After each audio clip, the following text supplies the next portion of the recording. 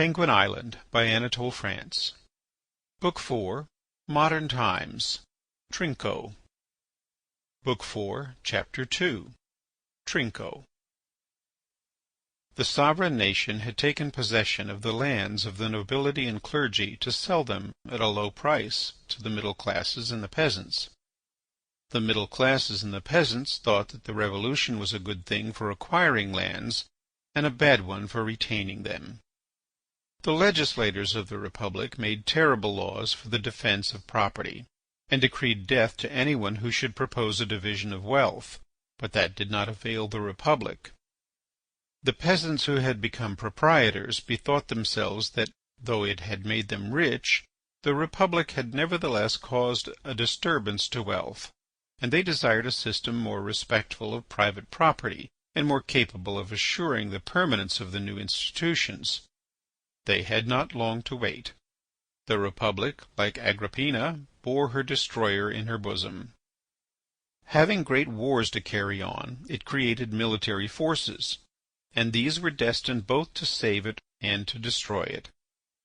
Its legislators thought they could restrain their generals by the fear of punishment, but if they sometimes cut off the heads of unlucky soldiers, they could not do the same to the fortunate soldiers who obtained over it the advantages of having saved its existence. In the enthusiasm of victory, the renovated penguins delivered themselves up to a dragon more terrible than that of their fables, who, like a stork amongst frogs, devoured them for 14 years with his insatiable beak. Half a century after the reign of the new dragon, a young Maharaja of Malay called Jambi, desirous like the Scythian Anacharsis of instructing himself by travel, visited Penguinia and wrote an interesting account of his travels. I transcribe the first page of his account. Account of the Travels of Young Jambi in Penguinia. After a voyage of 90 days, I landed at the vast and deserted port of the Penguins and travelled over untilled fields to their ruined capital. Surrounded by ramparts and full of barracks and arsenals, it had a martial though desolate appearance. Feeble and crippled men wandered proudly through the streets, wearing old uniforms and carrying rusty weapons. "What do you want?" I was rudely asked at the gate of the city by a soldier whose moustaches pointed to the skies.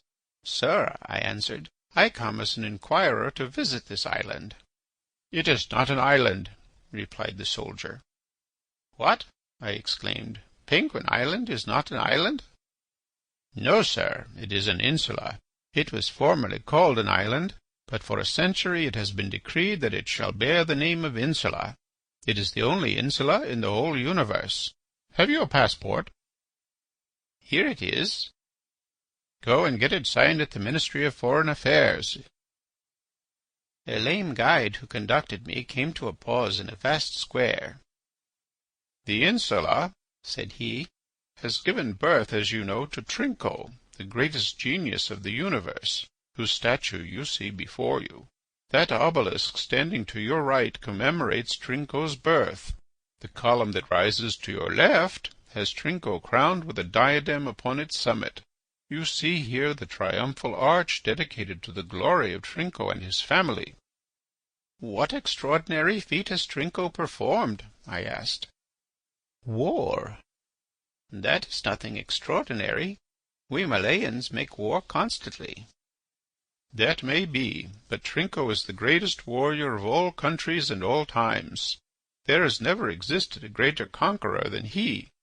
As you anchored in our port you saw to the east a volcanic island called Ampelophoria, shaped like a cone, and of small size but renowned for its wines, and to the west a larger island, which rises to the sky a long range of sharp teeth. For this reason it is called the Dog's Jaws.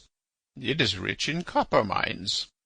We possessed both before Trinco's reign, and they were the boundaries of our empire.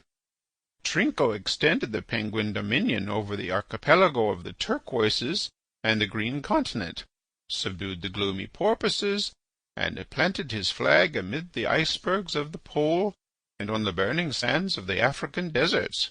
He raised troops in all the countries he conquered, and when his armies marched past in the wake of our own light infantry, our island grenadiers, our hussars, our dragoons, our artillery, and our engineers, there were to be seen yellow soldiers looking in their blue armour like crayfish standing on their tails, red men with parrots' plumes tattooed with solar and phallic emblems, and with quivers of poisoned arrows resounding on their backs, naked blacks armed only with their teeth and nails, pygmies riding on cranes, gorillas carrying trunks of trees and led by an old ape, who wore upon his hairy breast the cross of the Legion of Honour, and all those troops, led to Trinco's banner by the most ardent patriotism, flew on from victory to victory, and in 30 years of war Trinco conquered half the known world.